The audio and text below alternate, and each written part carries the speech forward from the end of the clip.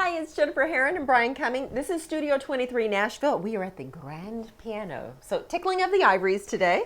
Featuring our special guest, Steve Conn, an excellent piano player, excellent singer, excellent songwriter. We're having a great time in the studio at this piano.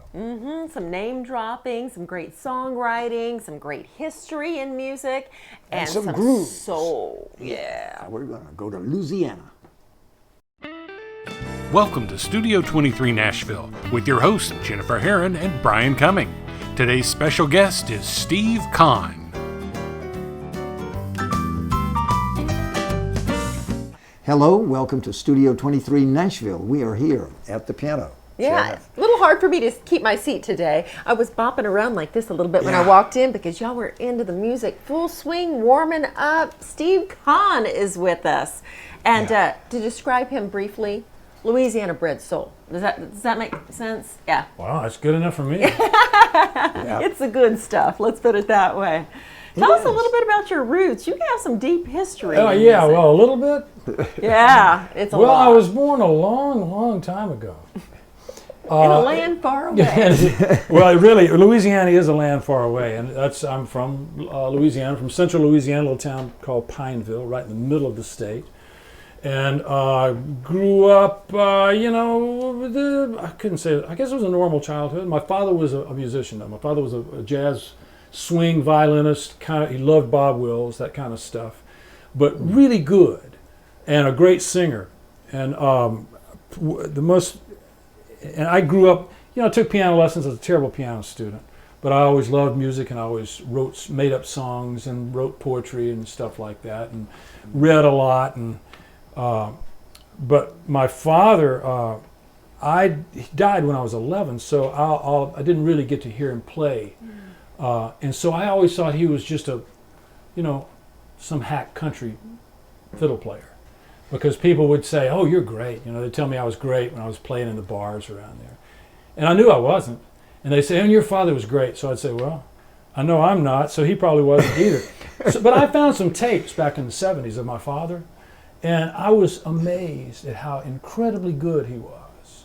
He was, and you could just hear his love of music. It was a profound experience for me because I was always, at that point, I was trying to build a music career, And to hear my father and just hear how much fun he was having playing music, I'm still working on having that much fun. I'd go in and out of it, but you could just tell he didn't care. Yeah. He just wanted to play. His bass player, I knew all his band, but after Daddy died, his bass player was telling me a story one time that somebody called my father one Saturday morning and said, we need a band tonight. So Daddy said, well, I'll start calling around. And he couldn't get any of the band together. So he calls the bass player back and says, you want to do it, Phil? So just the two of them, violin and bass, Daddy called bull fiddle, went and did it because they just loved to play music.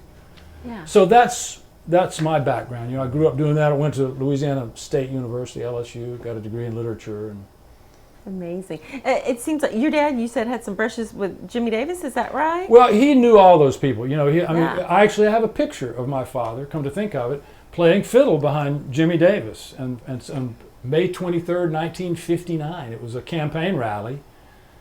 For governor of Louisiana? For governor of Louisiana. And his big hit, of course, was You Are My Sunshine. Was Jimmy Davis touring as a musician before he became governor? I don't know. I think it was kind of part and parcel, because I think he was governor in the early 50s, I believe. So and then I'm not really sure how that goes. You Are My Sunshine is a major song. Oh, it's huge. It's one of the most recorded songs of all time, maybe the most. But so Daddy didn't tour with him, but he knew him, and Daddy, anytime anybody like that came into town, my father would play with them. What a great history, and that you have that where you can still hear it, even though you weren't there at that time. Oh, well, it may have had more effect on me because I didn't hear it, because when I did hear it, I just could not believe how good he was. His fiddle player grew up with the great guitar player Barney Kessel. And so they all loved jazz. Daddy loved jazz. He had a big band for a long time, and playing the Sheik of Araby and stuff like that. And I said one time after it, because I really got into violin, Joe Venuti and Stephen Grappelli and all these guys, Steph Smith, and I was saying something about how Daddy reminded me of Joe Venuti, and he said, you know, he was really more like if Stephen Grappelli had grown up in Mississippi, because that's where Daddy was from Mississippi. But he grew up playing, and he would sneak out and go into these black blues bars after his parents went to sleep about 7 o'clock, and he had a fiddle, and he'd go sit in with those blues bars. Isn't it amazing how much that blues did affect so many young acts, even the Hank Williams and folks like that made so much music history. Yeah. And where I'm from is you're not affected by the South Louisiana music, because New Orleans music is a thing of itself. Then Cajun music is off in western Louisiana. That's the Cajun prairies out in Lafayette, around that area. Acadiana, they call it. But where I'm from, we got kind of all of it. Plus we got James Brown, and I got, Dave Brubeck and Bob Dylan. I got all that stuff, not to mention the Beatles. And so that's a recipe for success. So I can't wait to hear your music. We'll be right back with more of Steve Conn on Studio 23 Nashville.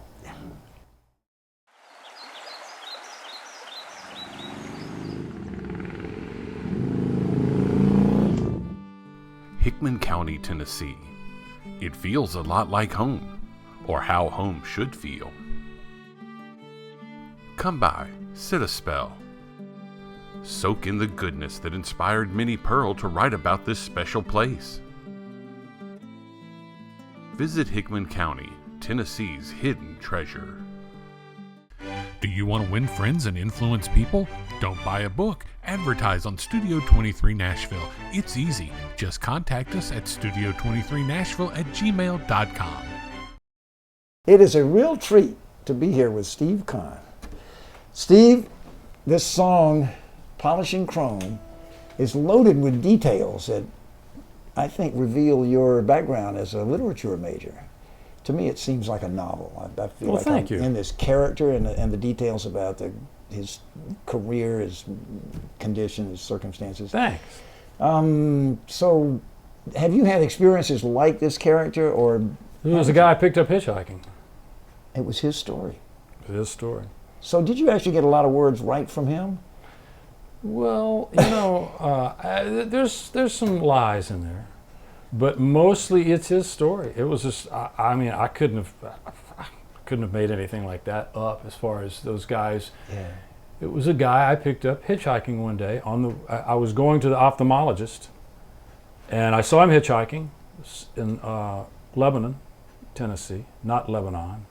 Yeah. And so I went to the ophthalmologist, found out that I was going to have really expensive eye surgery for which I did not have insurance. So, and on the way back, I saw the guy hitchhiking in the other direction with some heavy bags from Kmart. So I said, what's the worst that can happen? It could be an axe murder, and he could kill me, and I won't have to have eye surgery. So I picked him up, and he told me the story. And I mean, that's what, without giving too much of it away, the most interesting thing. Anyway, I felt like a real schmuck after this guy told me his story, and I was feeling sorry for myself. At least I could afford to have eye surgery somehow. Yeah. But he told me about these guys that hang out at big truck stops, and essentially they work for tips to wash the trucks or polish the chrome or whatever. So it's not a job as much as it is. No, they just hang out, and it's a hustle. It's exactly what it is. And I felt so bad. I took him to the truck stop out on the highway. I just said, "Good Lord." Well, and that's what he had in those bags was a bunch of polishing, polish. Yeah. But the thing that comes through in the song is that the guy is so proud of what he does. Yeah. He does the best he can, and he does it better than anybody. It's sort of like a songwriter's song, like, let's give What was this... that, the Mac, the song that Jimmy Buffett did, It's My Job to Be Better Than the Rest. Oh. There's a Mac, what's his name? You guys know Mac, McAnally. McAnally, great writer. Great writer, musician. and Buffett recorded, Jimmy Buffett recorded it. Ooh. It's my job to be better than the rest, and that's enough reason for me, I guess. Yeah, well, I think you captured it in Polishing Chrome. Well, thank you. And it's sort of a left field, it's unexpected. You kind of, like it's a guy that's down on his luck, literally. Totally and then down suddenly on his you luck. realize he's really pursuing a course that has total meaning. I love it. I love it. I love how you write. Well, thank you. This one really stands out. I'm glad you chose it among the few that we would do on the show. Well, good. All right, you take it off. Thank take you. off Well, with let's it. try it. Let's see. Right.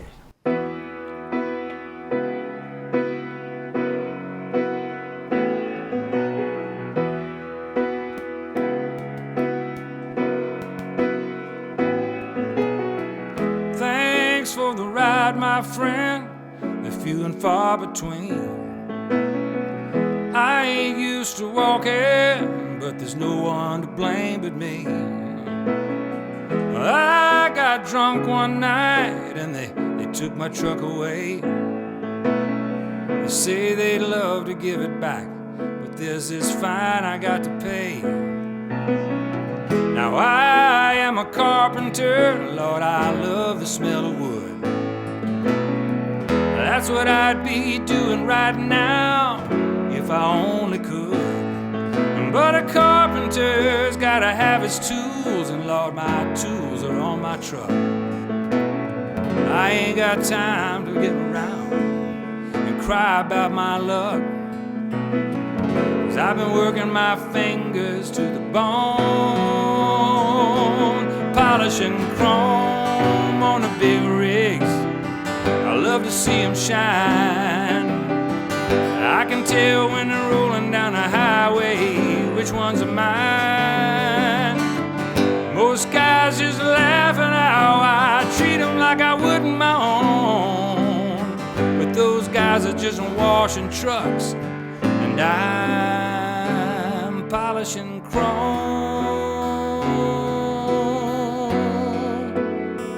Yes, I'm polishing chrome.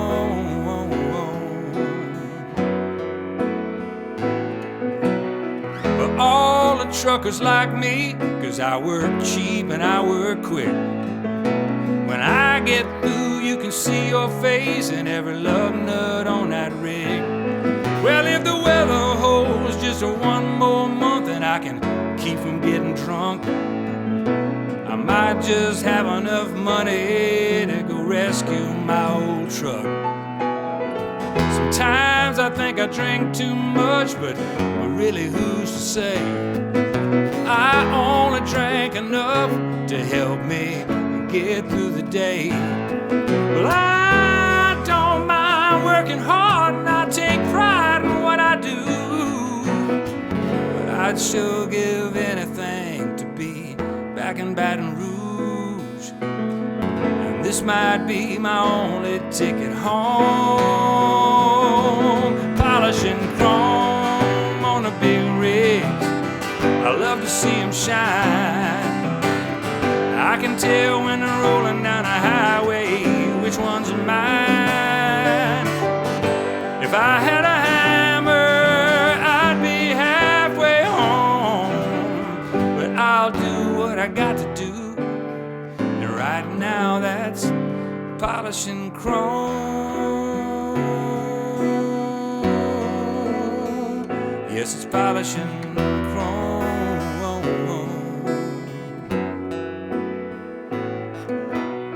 Well, thanks for the ride, my friend. I know you gotta go. I do too, I got work to do. I'll be right here though, polishing chrome.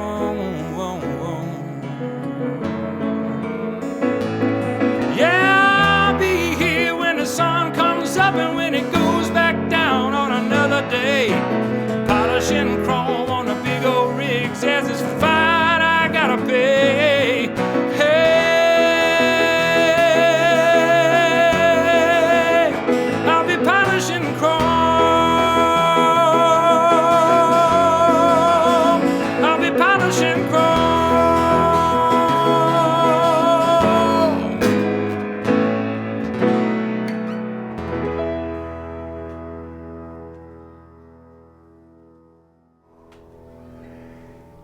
Steve, I was imagining being in your band on stage, a big arena, and just all the big parts that were going to come in. You get those high. You're such a good singer too. Thanks. It's so rare to see this much ability all focused in these, Oh, man. in one package. Well, it's you don't know what it's like not to be Steve Conn, so why bother comparing, right? Well, I was given some gifts and I've worked really hard at it. I'm still taking voice lessons. I still practice the piano every morning. I do Hannon and Cherney exercises every morning. Now, admittedly, if I had done it when I was a kid, I know I wouldn't have to do it now. Yeah. But I did not get that muscle memory that you get when you practice the piano as a child. And I hated piano lessons. I was a terrible, terrible student. Oh. Terrible student. But that at some point in your life. Well, I loved the piano, and I loved playing the piano, and I would always play, but I didn't like the lessons. Yeah. You're supposed to go through, I think, 2 books a year, and it took me 4 years to go through 2 books. Well, you were busy learning things that were going to feed your songwriting. I was more concerned and singing with too. writing You're taking voice lessons just to kind of do well, it right. I'm just trying to get better. I was a terrible singer. None of my early bands would let me sing. I had to form my own band and buy a PA. You were determined. I had my own, by golly. I have my own PA. You can't fire me. So that is a strategy for music. Well, Yeah. I'm no Oh fool. my gosh, there's so much for us to relate to. But Welcome back to Studio 23 Nashville. Bryan, Jennifer here, and Steve Conn. He's been educating us a little bit about American music and All that the big different melting things. pot we were Yeah. talking about of the different sounds and styles. Louisiana in Yeah, particular. well, Louisiana, that's really what I know the most about. Because, as I was saying, I'm from central Louisiana, which is, you have distinct forms. New Orleans has several different kinds of music. Then over in what they call Acadiana, Lafayette, around that area, which is South Louisiana, is all Cajun music. And if you grew up in New Orleans, you don't know anything or care anything about Cajun music. And to an extent, if you grow up in South, and especially in the 60s and 70s and 80s, if you grew up in South Louisiana, you don't care about New Orleans music. And so where I grew up, I was listening to all of it because we got all that stuff, Professor Longhair, just all these different kinds of music. Plus we got, all the other stuff too. Can you give us a flavor? Yeah, of well, some of in those New different Orleans, styles? you've got different kinds. You got the main guy was a guy named Professor Longhair, and he developed this style that is just really, it's just nobody knows where it came from. I don't think he even knew. But he came up with these incredible piano things that were based also with this incredible groove behind it. I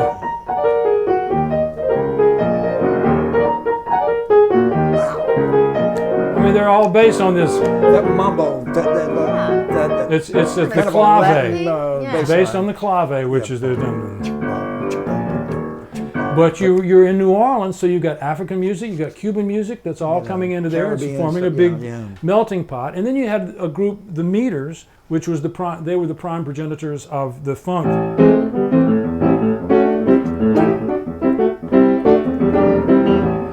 So you had all that stuff. And then there's probably other things that I'm not remembering. I mean, you also and the Cajun stuff is I can't really play Cajun music on the piano. You need that squeeze box? Yeah. How does Zydeco fit in there? And see, that's another one because Another Cajun is based on mostly, except it's played on usually a button box, which is an accordion, has 8 buttons, the diatonic accordion, and fiddle. That's the basis of Cajun music. Zydeco is more like it's dance music. It's not always that kind of groove because but it's based on the blues. They're blues based, but it's more of a dance music. Zydeco came about because primarily was popularized by a guy named Clifton Chenier, and he played piano accordion. Instead of the button box, he played piano accordion. And so, but that was for really boogieing down, mostly southwest Louisiana, and Houston, Beaumont, that whole area down into Lake Charles, and that whole area is where you heard a lot of the Zydeco stuff. And the Cajun music is a completely different thing. They're not really because like I said, and Zydeco is the piano accordion. There is some people use one accordion on the other one, but so there's so many different kinds of music in Louisiana. And you've kind of molded these to form who you are as a musician. So what category do you fall into? I don't fall into any category. Or what are you? Yeah. And because see, also I loved Otis Redding and James Brown. I loved Dave Brubeck. I loved all that stuff. I listened to so much Dylan. And I listened to lyrics. I was a literature major. And so that was and I was insane. So I was trying to figure out how you have to be for a musician. Yeah, right. I was trying to find out, I was trying to, discover myself, whatever. And so that's part of the whole thing. So to me, it wasn't so much the music to start as it was trying to find out how to get these words out, trying to get these thoughts out and put them with that music. So that's where, Well, I know you've always been a writer. You've always wanted to write songs, but you've also worked as a musician, a sideman, and in bands, and just kind of. So I mean, they all go together. But when you show up as a musician, and nobody knows that you've written a song, then you've got a different job. Totally different. Have you earned a living a lot of your life as a musician then? Playing in bands? I came the closest to making a living as a sideman. I was actually a very successful sideman to that extent. It's an interesting thing because I was kind of successful doing something I really didn't like doing that much. Really? Being a sideman. I didn't really enjoy it that much. I love playing with people here and there, but going out on the road and doing it, I played with a lot of famous people. Did it cut down and cage your creativity? Well, I don't want. Grueling? It's not interesting to me. Yeah. I mean, it's interesting to me to play, a couple of songs with somebody, but it's not interesting if you learn those songs. If you go on tour with somebody, like I toured with Hal Ketchum and some of these country artists like Leroy Parnell. They're fantastic, but I've toured with Sheena Easton a lot. She was huge at the time. It was a huge gig, but all you're doing, you might as well be in a top 40 band as far as I'm concerned, because you're playing the same songs every night that you would be playing in a top 40 band. You're just playing them with the person who recorded them. Yeah. So it's not interesting to me because I'm not a great player so that I can just bring this incredible, musicality to it every night. Well, if you're playing a Sheena Easton hit, you're not allowed to bring You your are not. musicality into play it. it You've like got a job to do. It's that remember. Still particular remember my market. part on Sugar Walls. Oh, God, sends me back to the 80s, right? That was my part. And so, On a synth. exactly, on a synth. Yeah. Oh, yeah, it was terrible. And that didn't turn you on? No, incredibly Could no. you break it down to how much you were getting paid per note? It doesn't matter. It does not. You cannot possibly pay me enough. $50. my Okay. goodness. I know. Well, like that, is that what we're supposed to get on stage and do? And get bored? But so I took that gig. Then I met Bonnie Raitt through that. So that's why. That's at the point I thought, well, that's why you do this. Yeah. And so I worked with Bonnie and different people like that. And those gigs are fun. I mean, Bonnie, it doesn't get any better than that as far as I I'm have heard concerned. that from several musicians that we have spoken to. I was a fan to begin with, Yeah, but I know. everybody just raves about her and working with her Yeah. and how she treats fellow musicians and anybody. Well, she's She such a is musician, and she's been doing it all her life, and she's amazing. respectful. That's amazing. She's- You've actually done what we do, right? You were with NPR? I worked on a show. I was the musical director for a show called E-Town, which is still on. It's been on for 25 years now, I believe. Nashville Public Radio? It's national. It's a national show. It's out of Boulder, Colorado, Okay. and the hosts are Nick and Helen Forster, and that's how I met so many people. That's how I met Emmylou Harris and Sam Bush and Maura O'Connell and James Taylor did the show and Bruce Hornsby did the show, and just it was the early days of what we now call Americana. Yeah.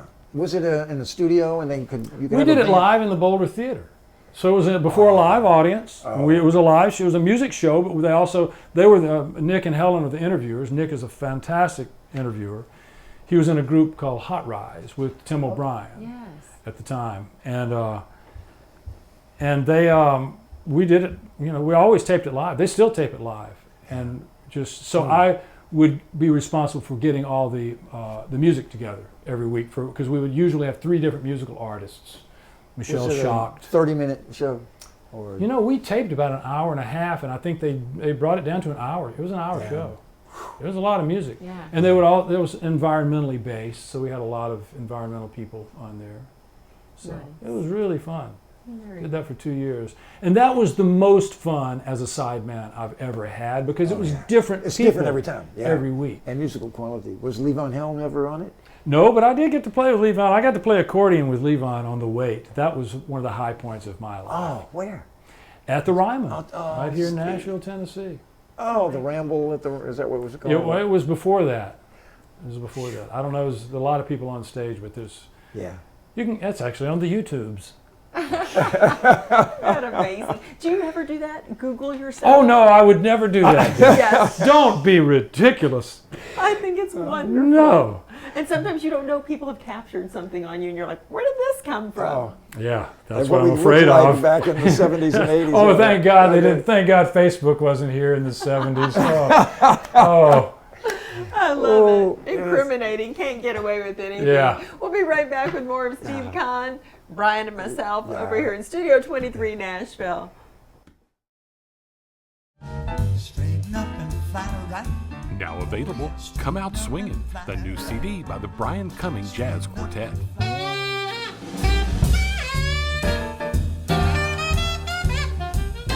Come Out Swingin' is available at studio23nashville.com and all major digital retailers.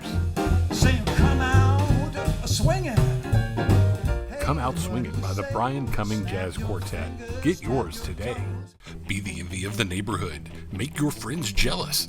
Be the first on your block to get official swag from Studio 23 Nashville, Pinkerton Productions, and Bryan Cumming. Just visit our store at the bottom of the page and order yours today. Steve, we're going to do this song that you let me know is about the daughter of a woman you were married to. Yes. But she's not your flesh and blood daughter, No. but you had very strong feelings for her. Oh, yeah, she's just the closest I'll ever have to a daughter. She's just an absolute sweetheart. And her mother sent me her picture. Actually, I was there. I was on tour in San Francisco when she was born. And so we went, and we got to see her when she was just a couple of days old. But then her mother sent me her baby picture, and you could just tell this was an old soul. It's a And it was the most, beautiful I'm face. not usually inspired by something like that, and I'm a really slow songwriter. I can take anywhere from 6 months to 10 years to finish a song once I get the idea. That was one that came pretty fast because I was so inspired is really kind of a light word for, I was so just overwhelmed by the beauty and the innocence and how much I knew that child was going to learn Yeah. and what that would be, good, bad, or ugly. You know, just thinking about, oh man, what the world is going to throw at her, what will she draw from that? And she has grown into just, everything you could possibly hope. Well, that's a wonderful song. Because of the song, I'm sure. It's nice to take But she has wonderful parents. Her family are just fantastic people. And one thing they did was they never had network television. They still have they have a television in their house, and you don't know it because they keep a tapestry over it, and they only have it for movies. So the kids grew up. It was so wonderful going to their house. Anytime I'd go visit when the kids were growing up, her Eliana and her sister Zoe and her brother Austin, on Saturday morning, instead of the television playing cartoons, I woke up first Saturday morning, I hear this, clitter clatter, and I go in there, and they're all sitting on the floor playing board games. Yeah. You just don't see that. Acoustic entertainment. Oh man, it was fabulous. Analog. I know. It's just it seems like it's more real, more in touch with who we really are instead of a machine that separates us. And I think that had that's why as she grew into the incredible woman that she is now. Because I wrote this song. She just graduated from Berkeley. So just speaking as a songwriter, the way you wrote the chorus and it just goes, oh, Eliana. To me as a songwriter, that's just, it's kind of like, why didn't he say anything more than, oh, But the O is a way to open up into the, this world that a child inhabits, that we just recognize there's something so beautiful there, and there's almost too much to say. And so by simply going... Well, that must be why I said it, because it was not premeditated. I mean, I just... Yeah, it felt it. Yeah. Because that was so much... Well, this song moves people, and I'm really glad to be doing it with you. Well, thank you. I'm glad to have you playing. Take us to the world of Eliana.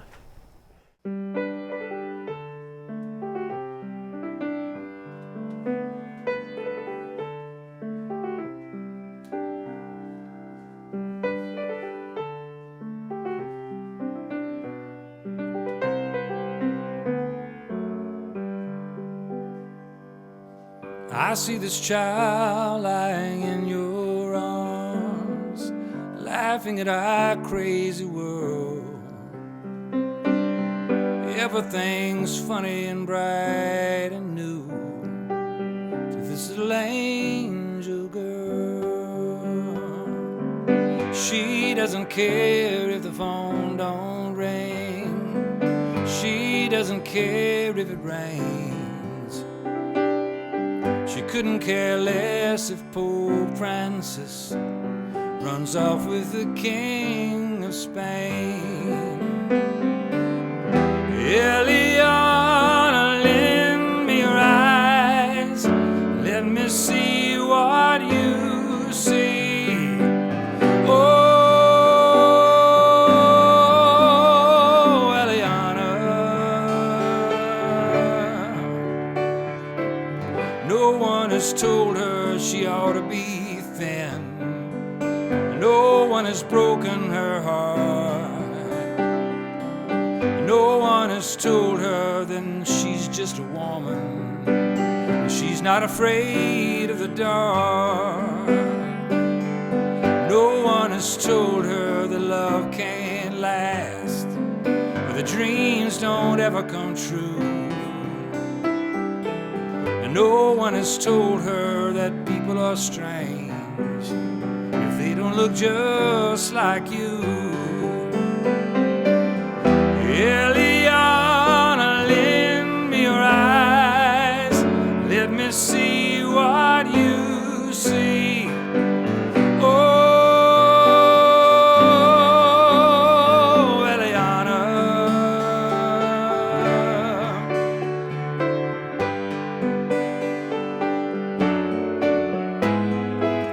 we learn our lessons early on, and then we close our minds. We see what we expect to see. We might as well be blind.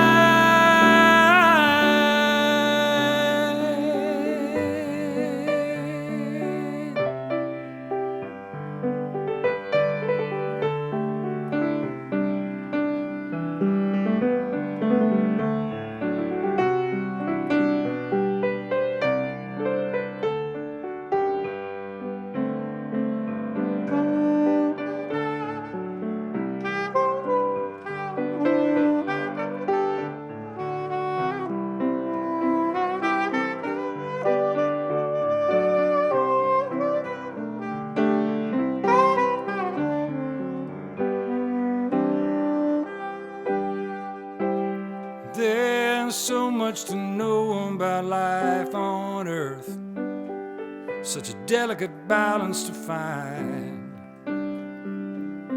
You want to be ready for all the pain without leaving the joy behind. I guess we should tell her it ain't all roses. There's plenty of heartache and lies. How about if you give her all the bad news, and I sing her sweet lullabies?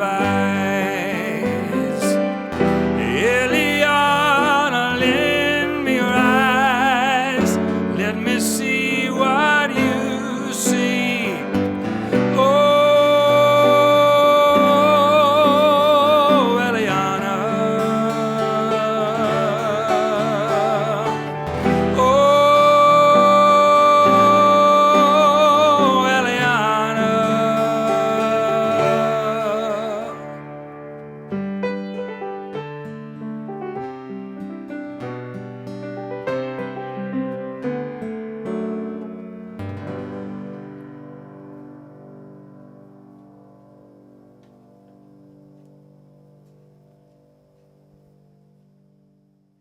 On your record, there's a beautiful violin solo. Chris Carmichael. Yeah, yeah. It's His just birthday was just a few days ago. wow. So I'm hoping that a soprano sax that's inserted good. is not going to. I had a lot of trouble figuring out what solo to put on that. The original had, I may have told you, it had melodica. I played melodica. Oh. But I'd already played a melodica solo on the record, and I didn't want to have two of them. So Out of 11 or 12 songs, Yeah. it's easy to get too much melodica. And there was some accordion too. People, it was probably. But I needed something with that sound. I didn't know what to do. Anyway, Chris was there, and he just Yeah, volunteered the to do strings it. are a real nice addition there. Yeah. You've got- Studio 23 Nashville would like to thank our sponsors, the Hickman County Chamber of Commerce and World Music Nashville.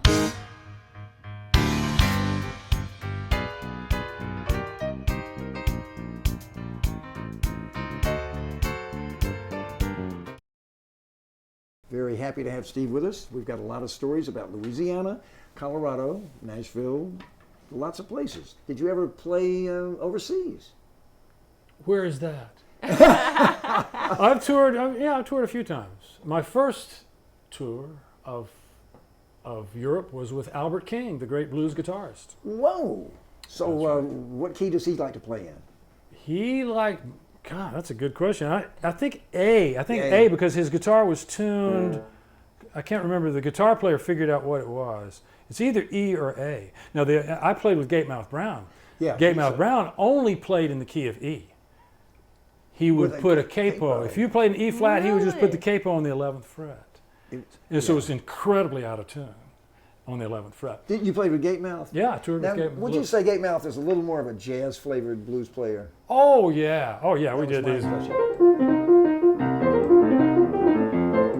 Was he from Kansas City or something like that? Or I think he was from Beaumont or somewhere. I'm not positive, but he grew up around the time that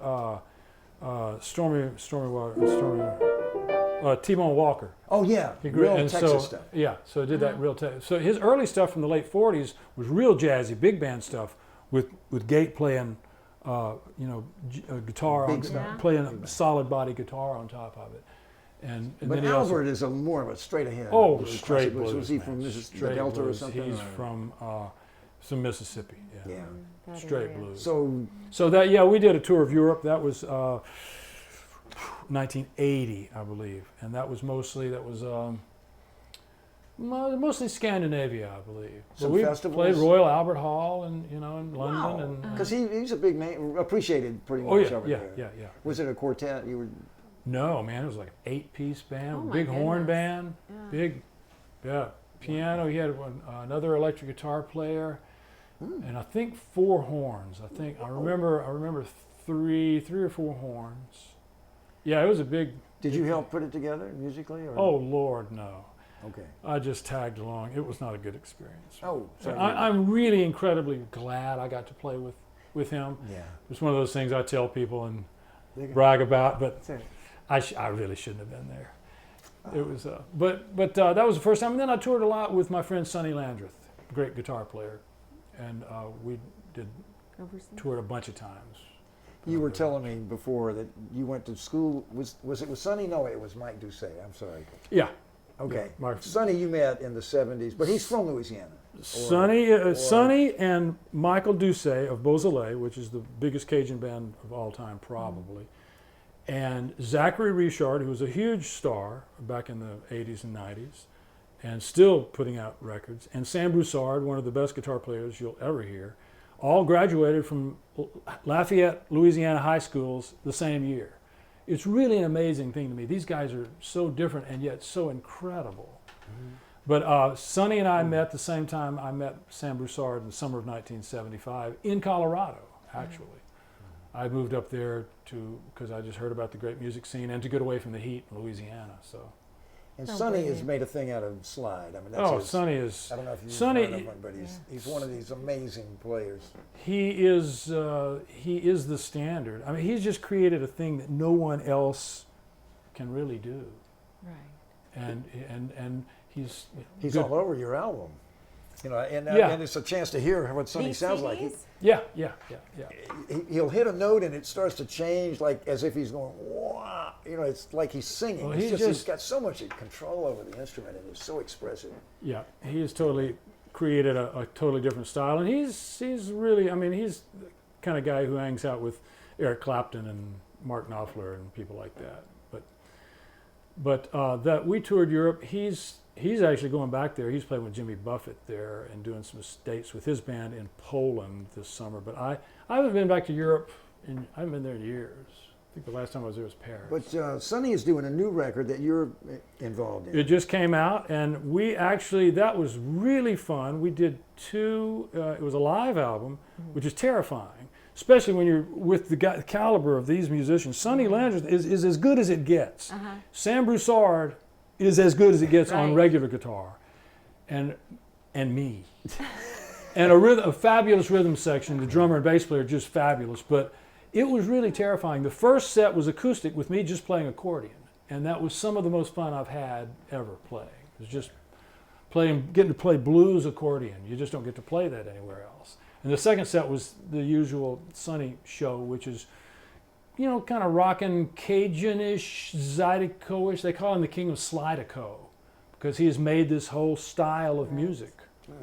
But don't you find when you're with people like that you kind of, their energy rubs off on you. You fit absolutely. in, you grow, yeah. Well, but you know, I've just narrowed it down. We've talked about being a sideman. He's one of the only people I do it with. You know, when I play with somebody else, I might do a gig here or there. And actually, I don't play with Sonny that much.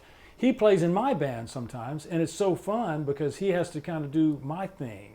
When I play with him, I do his thing, but it's just so challenging and invigorating. Nice. Now you played on what, 9 Grammy-nominated albums? I think it's been 9. Jeez. Yeah. What an accomplishment. Yeah, you know, I've never had a Grammy, a nomination for my own music. That would be, to me, for my own songwriting, that would be the real working Grammy. on it. But it has been an honor, you know, playing with people like the Dixie Chicks and Kenny Loggins. I did a live, they did a live DVD with him outside from the Redwoods, and Bonnie Raitt. I was on a Grammy-winning album with her, and Beausoleil, we had a Grammy nomination. A lot of people like that. Joel Sonnier, actually, another Cajun. Bunch of different styles too. Totally different styles. Yeah. Did you Absolutely amazing. study accordion to develop the skills, or was it kind of a natural outgrowth of the piano? No. It's just, you I just didn't pick it up? study what? I didn't even study the piano. Oh. I studied how, Those you are remember. the best musicians, the ones that It's build just their that- own style. I'll never forget No when books. I was telling Bryan earlier that you're supposed to go through 2 books a year in the particular course I was taking when I was a kid on the piano, and it took me 4 years to go through two books. But I remember when we got to Swanee River, I just loved it, you know. And so I was playing it, and the piano teacher was going, "That's great, that's great." And then she realized I wasn't looking at the music. She said, "You're not playing the notes." So she busted me. But no, I just started playing because I was listening to a bunch of Cajun and Zydeco stuff. I had a band in Boulder, Colorado called Gree. We were doing a lot of the funk stuff, and Professor Longhair, and the Meters, and the Wild Chapatulas, and all that stuff. And so I started throwing in some Cajun Zydeco stuff, Clifton Chenier, and so picked up an accordion and started playing, and just kind of learned how. So when I moved to town, there was really not anybody else doing it that I know of. So I got a lot of work when I first moved to Nashville, because I would mostly what I do is just kind of play background stuff. And then all the keyboard players realized that what I was doing really wasn't that hard. So they began to get So they're accordions. all going to pawn shops and getting accordions. Yeah. And I said, man, let my secrets out here. Oh no, that's great. But So you're mostly in town and available if I need an accordion player? oh yes. Okay. And then you've got the new record coming out. I'm working on a new record now. Yeah, working assiduously at it. Working very hard at a new record. I have a bunch of new songs. I have all the basic tracks have been done, and some great players on it. Ryan Owings on drums, Dave Francis on bass, Yeah. and Ron Oaf is also playing bass. Joe McMahon on guitar. And Joe Davies also playing guitar. Sonny Landreth is playing guitar. So I hope. And what style? You got different styles on the CD blended together, or is there a specific It's style all you just nailed my for it? stuff, you know. I just don't know what it is. I love ballads. It's lyric intensive, soulful. It's not. You can't call it singer-songwriter stuff, really. I noticed when I put your CD into my iTunes and it has a category, it was saying country and western. Well, right. Really? Yeah. So let me just assure you that's not right. But they couldn't call you R&B. Well, and they couldn't I don't call know you- what to tell Pinpoint them. it. Yeah. I have no idea what it is. It's just music. I like to think it's soulful and meaningful. I'm extremely serious about lyrics, even when they're supposedly funny. Yeah. I'm usually, because I'm really sarcastic. And you have to do it right.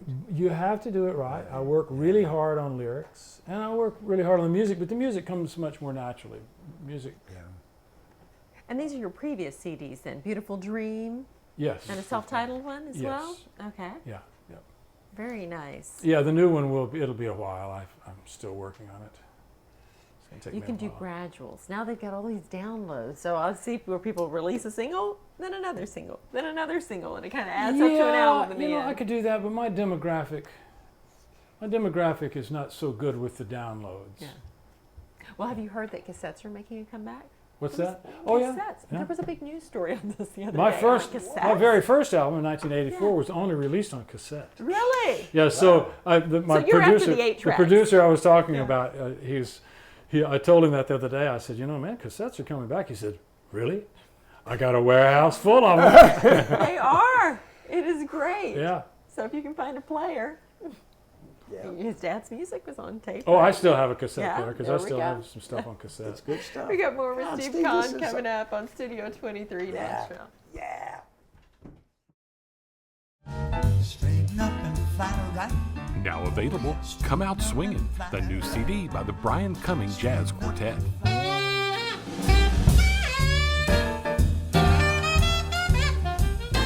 Come Out Swingin' is available at Studio23Nashville.com and all major digital retailers. Saying come out swinging. Come Out Swingin' by the Bryan Cumming Jazz Quartet. Get yours today.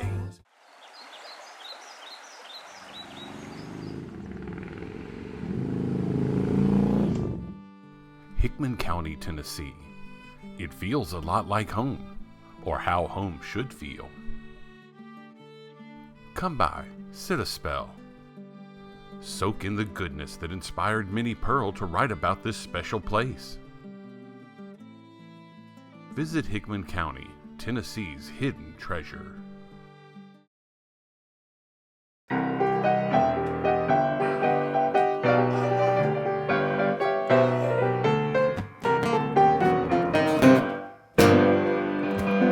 Well, I was born to change the world through the genius of my art.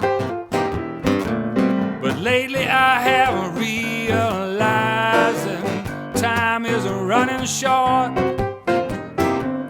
Well, I'd rather get the glory now while I can revel in the accolades. But it's looking more and more like I am gonna miss my own parade. Well, I'll be famous when I'm dead. Well, I'll be famous when I'm dead. You hear it on the news, you'll remember what I said. I'll be famous when I'm dead. Someone will write a book about this visionary man. How I could take a simple truth and make it hard to understand. There'll be a special on PBS and a chair at LSU. Beyonce and the boss will say that I was all they ever listened to. Well, I'll be famous when I'm dead. Well, I'll be famous when I'm dead. TV, you remember what I said. I'll be famous when I'm dead.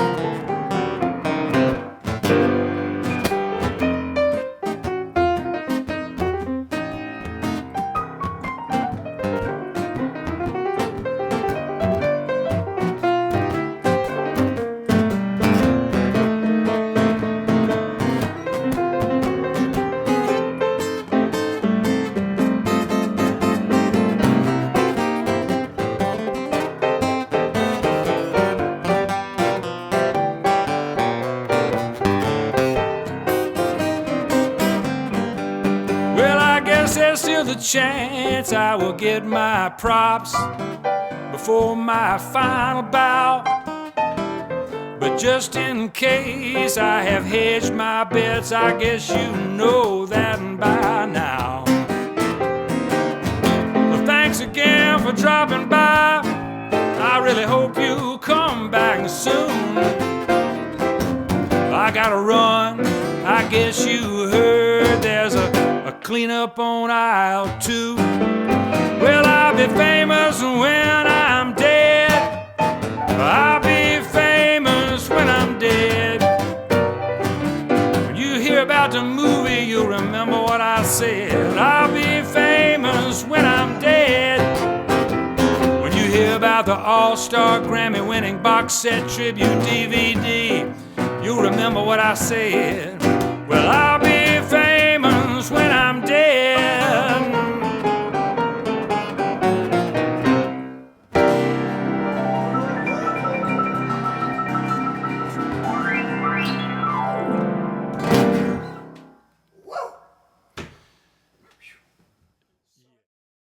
Steve, you cover songs that are funny and songs that are sad and songs that make you want to dance, and sometimes all in one. That's what I'm trying to do. Well, do you think that you're going in a particular place when you start a song? Does sometimes a song surprise you and head off in a direction? You know, I almost always write from melody. I almost always have a musical idea. Okay. And I say melody, I usually have, what happens, I just sit and play a lot. Yeah. And things come out. And so sometimes, and I'll tell you what happens more often than not, is that I'm working on a song and another song comes out. Yeah. Especially if I'm working on a song for a long time, because I will work on them sometimes for months or years. Not every day, but it's still in the back of my mind, or I have the idea, and I always have several musical ideas going. And so I think a lot of times when I'm distracted with one song, this other thing will come in, and I finish that song, and the song I originally started on doesn't happen. But then the lyrics, I write in a journal every day, just trying to get things out and trying to keep from being so crazy. And it helps. It is therapy. It's very therapeutic. It really keeps me grounded. And a lot of that, I draw from a lot of that, and I get ideas. I like to tell stories. I really like story songs. But most story songs and most folk songs and most really lyric intensive songs are folk based. If you listen to them, when you hear a real melodic song, you don't usually hear the lyrics are not great. We've had this discussion about the Beatles. Yeah. Beatles are great, but if I'm looking for deep lyrics, I don't go to the Beatles. Yeah. And so I grew up reading great literature and listening to Dylan and Randy Newman, especially Randy Newman, Tom Waits. Yeah. Those guys just turned me around. Did you like Harry Chapin? Loved Harry Chapin. Yeah. But and so I'm trying to incorporate all these things. Sometimes you get them all in one song, but sometimes it's several songs. But I'm trying to incorporate groove and melody and interesting harmony with great lyrics. But I try not to sacrifice. If I sacrifice anything, it's not going to be the lyrics. As a rule, I mean, I could do it. Maybe I am. Maybe they're not really that good. But but I work really hard at every word. So, but I work from the music first. a lot of people I work find from that home. impressive because when people will have a bunch of words, sometimes they'll put them there and try to make the music Yeah. fit, and it doesn't flow. So I can find that usually tell what impressive. kind of Yeah. songwriters do that. Yeah. Just in small, like Joni Mitchell, you can usually tell that she had these great lyrics. I say that, I think I know so much about these things. I was working with, what's her name, Rory Block, great guitar player. And I was doing a show with her one night playing piano. And I said, well, I was trying to work on that song, but I said, that's such a guitaristic thing you're doing there. She looked at me and she said, I don't remember who it was, but she said, that comes straight from, and she named some piano player. And I just wasn't aware of the literature, so I didn't know what I was talking about, obviously. But But you're not one of those program songwriters that sits in a room and is supposed to churn out 2 songs a day or so many a week or whatever else. Yeah. no, it's coming strictly from my heart, Randy Newman used to do that. He would rent a little building and just go drive across town to, I think it was in Culver City, and just had a piano in there, and he would just go in there and make himself go sit there for 8 hours a day until the record was finished. Yeah. But I love the process of writing songs. I don't like trying to get the song started, but once the song is started, it's to the closest I get to religion or to heaven, I'm going to say that. Yeah. It's such a spiritual high. Yeah. Putting the words with the music, there's something about it, man. When you find that, get that right word with that right lyric and it flows beautifully. One of my favorite songs that I've written is a song called Beautiful. And when I finished that song, I literally got down on my knees and said, thank you, God. That's what I was trying to do. And I've never really done it to that level since. Well, this conversation just reminds me of how much is involved in this creative process. There's so many writers that we can admire, like Harry Chapin or one of Dylan's long story songs. The lyric content is amazing, and they're 3 chords. And Yeah, yeah. you kind of, if you're playing it, you kind of, okay, here we Yeah. go again, here we go again. It's not very interesting musically, but that's Right. kind of the point, because you don't want to lose your attention on the lyrics. And that's the challenge. But then here you come with all of this musicianship, all this imagination about grooves and harmony and all that, and so it's kind of, I guess one act that we haven't mentioned yet that it really represents a lot of quality, that, and the lyrics are really good, is Steely Dan. Oh, yeah. Yeah. Yeah. And I hear some Fagan flavor in some of your, but it's probably just because you're a piano player and he writes. I think yeah. so, because I people say that a lot, and I absolutely love Fagan and I love Yeah. Steely Dan, but Yeah. I never did listen to them. I don't, I'm Well, not. it's sort of like you came down the road of, I'm knowledgeable Yeah. about music and I've heard these things and I'm going to create, and then they came down the road and that, y'all have landed in similar places, not because you were copying each other, but because you were influenced by Yeah, I think something. Little Yeah. Feat's kind of the same way. Oh yeah. Did Because you I know think- about Little Feat, that Yes. rock band? Yes. Dixie Chicken. Yeah. Yeah, Lowell George was just a scary Oh, thing it's there, unbelievable. because it His was solo so, record was just fantastic. so daring, and he was so inventive, but funky. Yeah. Boy, and a singer. Whoa. Yeah. There are very few white guys that you can believe Yeah. when they kind of do that. Get that I punk got going, the yeah. blues thing. Yeah. Him and Greg Allman and Yeah. Tom Waits has his own particular weirdness that you have to take it. Yeah, for what it is. I loved Tom Waits was one of the guys who turned me on to the story song thing so much. Now, Tom Thumb's blues and those, short change got rained on by his own 38. Man, I saw lines like that and thought, because I grew up listening to things like, one of the great lines in country music, I turned 21 in prison doing life without parole. Mama tried. Oh, I Now love that's great stuff, but mostly country music. I grew up playing a lot of that stuff, but Yeah. not most of it's But not Tom mine. Waits would always take it to an interesting musical place. Yeah. The singer, he's just so Oh, wild. man. He just.